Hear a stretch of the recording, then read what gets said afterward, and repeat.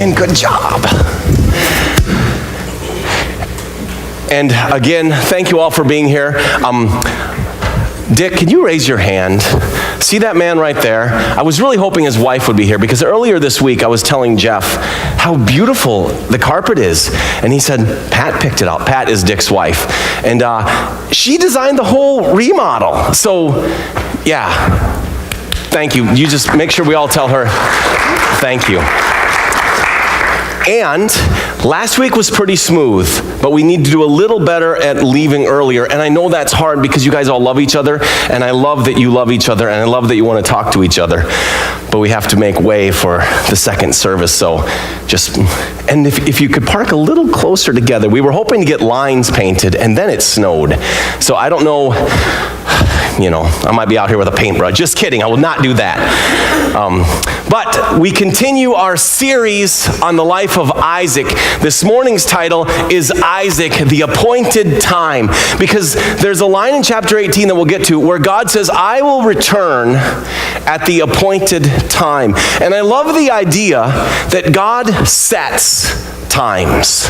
In the story of creation, it says he gave the greater light to rule the day and the lesser light to rule the night. And they mark out the times and the seasons. God has everything under control. And it doesn't always seem like it from our perspective. In fact, in this story, Abraham has waited 24 years for a son. But God was on time because he had appointed times. Last week we ended in chapter 17, and God had just come to visit Abraham and to tell him that about next year at this time, your wife Sarah will have a son, and he's going to be the child of the promise. And then Abraham says, no, God, you don't have to do that. Just let Ishmael live under your blessing. And God says, I have heard you, which is interesting because Ishmael's name means God hears. I have heard you, and Ishmael will be blessed, but you will have a child of the promise. And then chapter 18 begins, and it's not very long after because God says in this visit, we'll get there when we get there. Verse 1, the Lord appeared to Abraham near the great trees of Mamre. Now this is just after 17. I know that because 17 and 18 are always right next to each other. So here we are in the beginning. See? Well, I don't know why I needed to. Have you ever said something and you're like, that was dumb? Of course they know 18 follows 17. So, right after 17, when God has said about this time next year, the Lord again appeared to Abraham near the great trees. Hey, I have a new mic cable and it's still cracking. Oh well, we'll keep going. The Lord appeared to Abraham near the great trees of Mamre while he was sitting at the entrance to his tent in the heat of the day. And Abraham looked up and saw 3 men standing nearby. And when he saw them, he hurried from the entrance of his tent to meet them and bowed low to the ground. Now there is debate amongst theologians whether Abraham knew that one of these 3 was God, or whether he just saw some travelers and wanted to honor them. I believe he knew. And the reason I believe that is because now God has appeared to him 5 other times, or at least spoken with him 500 times. In chapter 17, it says God appeared to him. And whatever form, however God looked at this time when he appeared, however different it was, I believe there was something about the presence of God that Abraham felt and understood. And so it says, he bowed low to the ground. He said, if I have found favor in your eyes, my Lord, do not pass your servant by. Let a little water, Abraham was very humble, let a little water be brought, and then you may all wash your feet and rest under this tree. Just let us, give you a little foot wash. Let me go get something to eat so you can be refreshed and then go on your way now that you have come to your servant. Very well, they answered. Do as you say. Now this is pretty wild. Here we go. Are you ready for... Okay, it's not that wild. So Abraham hurried into the tent to Sarah and he said, quick! Get 3 seahs of the finest flour and knead it and bake some bread. Now, we don't generally use the measurement of a seah. So do any of you happen to know how much a seah would be? Okay, I didn't think any of you would, so I will make it much clearer for you. 3 seahs actually would equal a bath. I know, that was supposed to be funny too, because we don't use baths as a measurement. So here... That is just wild. So these 3 seahs of flour would have equaled roughly 20 to 23 quarts. That's 5 gallons to 5 3/4 gallons of flour. That is a big loaf of bread. And Sarah has to knead it. She doesn't have like the big fancy Hobart with the swing arm. Seriously, how long does it take to knead almost 6 gallons of flour? That is a wild loaf of bread. Then he ran to the herd. So, Then he ran to the herd and selected a choice tender calf and gave it to a servant who hurried to prepare it. So now they get a whole calf. And again, when I was a child, I watched my, dad and some of his friends butcher animals. And even a calf, that's going to take some time to butcher and dress and prepare. So these 3 men, they're waiting for a while. He then brought some curds and milk and the calf that had been prepared and set these before them. While they ate, he stood near them under the tree. So Abraham sort of takes the position of being like the butler, and he backs up under the tree and he lets them eat. And he's brought them a feast, a whole calf, 5 gallons of flour made into bread, curds and milk. But here's what I think is quite interesting. This was the best that Abraham could bring. He brought him the best that he had. But God, if you think about it, he's really slumming. I mean, I don't know if, again, does God eat? We don't know. He doesn't have to eat. He's almighty. We know in the book of Exodus, he has a meal with Moses. We know that when Jesus became a man, he had lots of food. But God left heaven.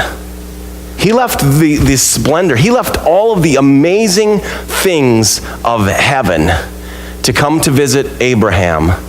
And he's eating bread and curds and milk and a calf. That's not even as good as pizza. But God is so gracious, and he loves Abraham. Abraham is his friend.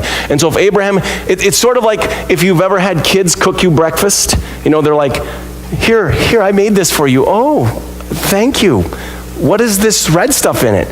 Well, I thought ketchup would be good in oatmeal. Oh, thank you. Because they're doing their best. They love ketchup, they love oatmeal. Why wouldn't those things be good together? And so here is God sitting in the heat of the day, waiting and waiting and waiting for bread and a bit of calf and some curds and some milk, because he loves his friend Abraham. Where's your wife Sarah? They asked him. There in the tent, he said. Then one of them said, I will surely return to you about this time next year. That's how we know it is very close to the events in chapter 17. Because in 17 he said, I will return about this time next year. And now in 18 he says, I will return about this time next year. I will return about this time next year, and Sarah, your wife, will have a son. Now Sarah was listening at the entrance to the tent, which was behind him. Abraham and Sarah were already very old, and Sarah was past the age of childbearing. So Sarah laughed. She laughed to herself as she thought, after I'm worn out and my Lord is old, will I now have this pleasure? And I've learned this story from childhood. I would go to vacation Bible school or Sunday school, and they'd have little cutouts and flannel graphs. And I know that Sarah gave birth to Isaac at 90. So I forget how ridiculous this sounds. But one of the privileges of my life is on Fridays, I get to go to 2 adult care centers, and I bring my guitar, and we sing Amazing Grace, and we sing How Great Thou Art, and we sing In the Garden, and I get to tell them stories. Well, sometimes I use these 2 visits as a chance to sort of talk through the story that I'm going to be preaching about, sort of work through it, get some new perspective. And a lot of these people, they have memory issues. They have some type of dementia.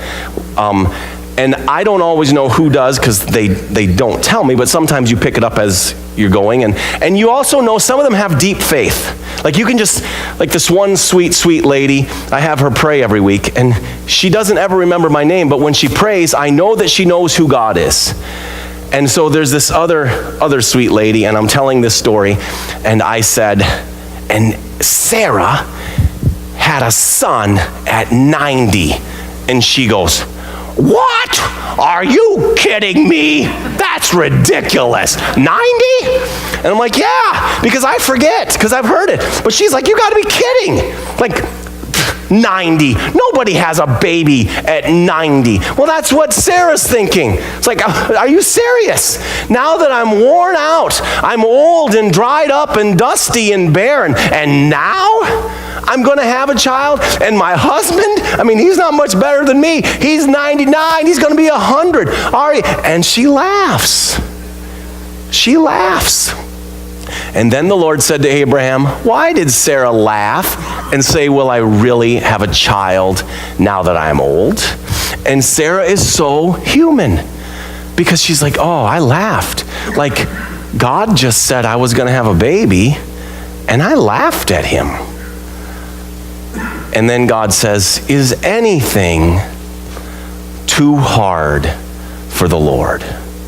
And that verse, I mean, that line is so beautiful. And you know what?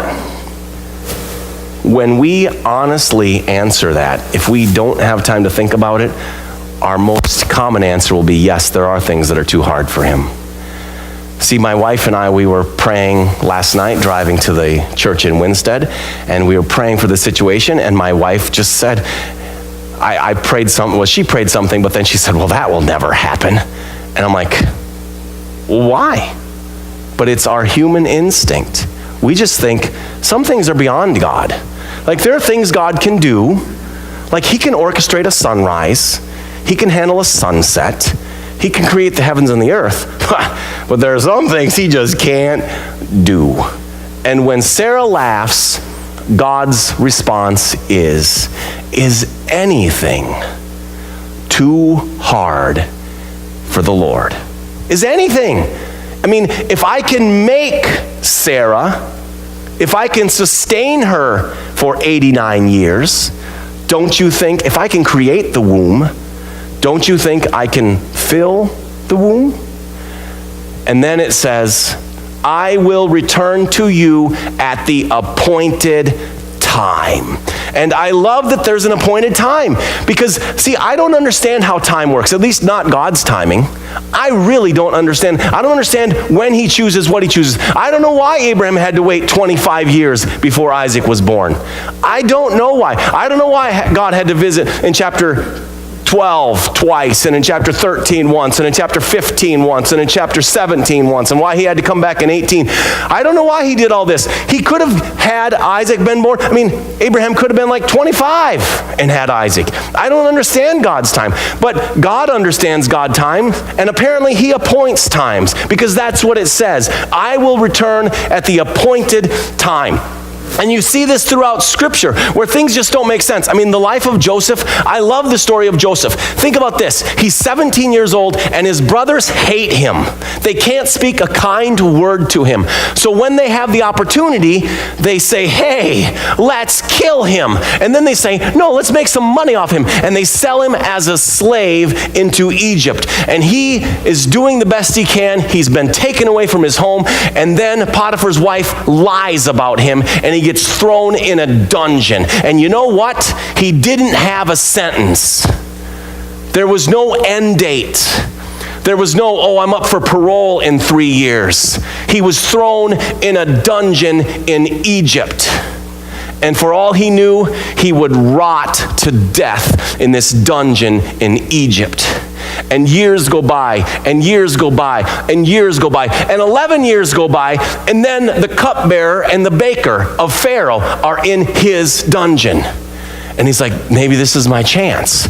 And they both have a dream on the same night. And he's like, this is my chance. And he interprets their dreams. And then he tells the cupbearer, when you've been restored to your position, please say a kind word to Pharaoh for me. because I was stolen away from my home and I didn't do anything wrong. And then I was thrown in this dungeon and here I am, 28 years old. And the cupbearer is restored and he forgets about Joseph. And day after day after day after day after day, times 365 times 2 goes by. And one night, God chose that Pharaoh would have a dream. And Pharaoh had the dream twice. And that next morning, when Pharaoh's trying to find someone to interpret his dream, the cupbearer says, "Oh, I've done a horrible thing. I forgot about a guy. But there's this Hebrew in the dungeon, and he can interpret dreams." And that night, before Joseph goes to bed, again, he woke up in the morning serving forever in a dungeon. No sentence, no end date, no parole, miles and miles and miles away from home, just a foreign man in a dungeon in Egypt. And that night, before he goes to bed, he's the second most powerful man in the world. In fact, it says that all the world came to Joseph to buy grain. Why? Why that day? I don't know. Why did he have to go through all those years? I don't know. Why did Abraham have to wait 25 years before Isaac was born? I don't know. My best answer came from an experience I had with my handsome son. He was about 5 or 6 and he wanted spaghetti. And I'm like, this will be some great father-son time. So we get the pot of boiling water on and we put the noodles in and we have the can of Hunt's for 99 cents sitting there on the counter ready to add it. I love to save money. And Judah's like, "Okay, can we add the sauce now?" I'm like, "No." He goes, "Why not?" "Well, because right now we're still boiling the noodles. And if we added the sauce right now, we would just have like some crispy, crunchy noodles, smashy tomato soup." He goes, "Okay. Can we add the sauce now?" "No." "Why not?" "Well, because we're still boiling the noodles. And once we boil the noodles, then we have to drain the noodles, and then we add the sauce, and then we have spaghetti." "Okay. Can we add the sauce now?" "No." And I realized that no matter how I best tried to explain this, it was over his head. He's 5. He doesn't understand cooking. And in the same way, God says, when the fullness of time came, God sent his son. What made that the fullness of time? I don't know. I'm like a 5-year-old trying to figure out spaghetti, and it's complicated. But God knows the times. He knows the seasons, and he appoints times. And he said, at the appointed time, next year, I will return and Sarah will have a son. And then he turns to this little issue of laughter. Sarah was afraid because he said, why did she laugh? Remember? Sarah was afraid. So she lied because she's very human. So she lied and said, I did not laugh. And I love what God does here because he is direct. I think it's better if I stand on this side. He's direct and he's honest. See, I would have said something like, well, it seemed like you laughed to me, or I rolled, okay, you didn't laugh. But that's not what God does. He simply says, yes, you did laugh. So I'm not mad. I'm just telling you, I can tell a laugh from not a laugh. So, chapter 18 goes on, chapter 19, we get to chapter 20. Something crazy happens in chapter 20. Abraham, as I just said, in chapter 17 and in 18 was told about this time next year. How many years away? 1. How long does it take usually for a woman to, gestate? 9 months, give or take. Not a lot of time in here, okay? But Abraham and Sarah, for some reason, we're not told why, they moved south to the Negev. And as was their custom, Abraham had Sarah tell people she was his sister. And I'm like, no, you're one. I mean, I can see you making this mistake when you're a whippersnapper of 75, but you're 99 now. You should have learned. So Sarah tells people she's his sister. And the king of Gerar, Abimelech, takes her to be his wife. Now, if you're Abraham, seriously, how are you going to get out of this? Like, you are 12 months away from your wife giving birth to the son of promise. The stars, the sand, all of that. You're 12 months away, and now she's married to Abimelech? What do you do? And how do you even, don't you have enough faith to say, you know what, Sarah, I think now we can be honest with people and tell them you're really my wife. I don't understand it. The best I have is that Abraham is human. And just like I am weak and frail and sometimes not too bright, I make choices that I should not make. So did our great forefather Abraham. So that night, God comes to Abimelech in a dream, and he says, you are a dead man. The woman you have taken is someone else's wife. And Abimelech says, I did this in the integrity of my heart. And God says, I know you did. And that's why I'm here, stopping you. I'm not allowing you to touch her, but I'm letting you know that if you don't give her back, you're done. Abimelech wakes up the next morning and he gets all of his people around. He says, so I had quite a dream last night, and we need to get this woman back with her husband. And they give them animals and servants and silver, and Abraham prays for them, and God blesses them. And then Abimelech says, hey, I have an idea. Wherever you want to live, our land is your land. Take whatever you want. Please, whatever we can do for you. And God blesses Abimelech. He rescues Abraham and Sarah. And then we get to chapter 21 and we read these words. Now the Lord was gracious to Sarah as he had said, and the Lord did for Sarah what he had promised. Sarah became pregnant and bore a son to Abraham in his old age, at the very time God had promised him. At the very time God had promised him. Abraham gave the name Isaac to the son Sarah bore him. How many of you remember, what does Isaac mean? He laughs. Yes, he laughs. He laughs is born.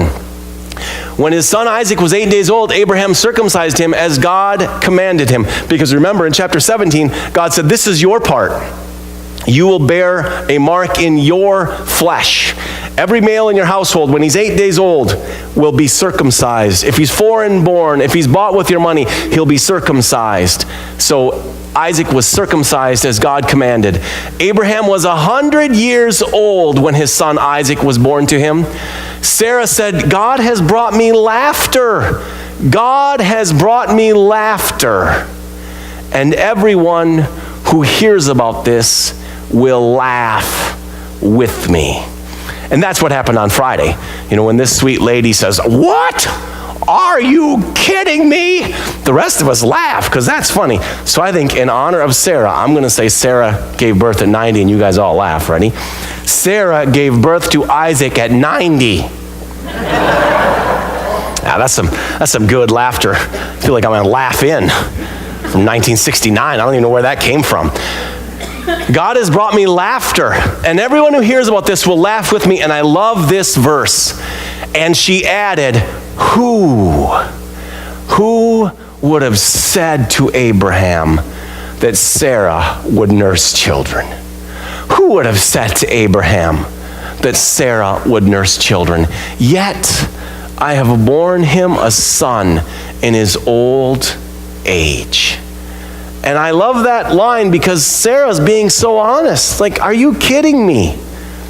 Who would have said that I would nurse children? And I will tell you who would have said it. God Almighty, the maker of heaven and earth. He's the one who said, I will return next year, and at the appointed time, Sarah will give birth to a son, and you will call him Isaac.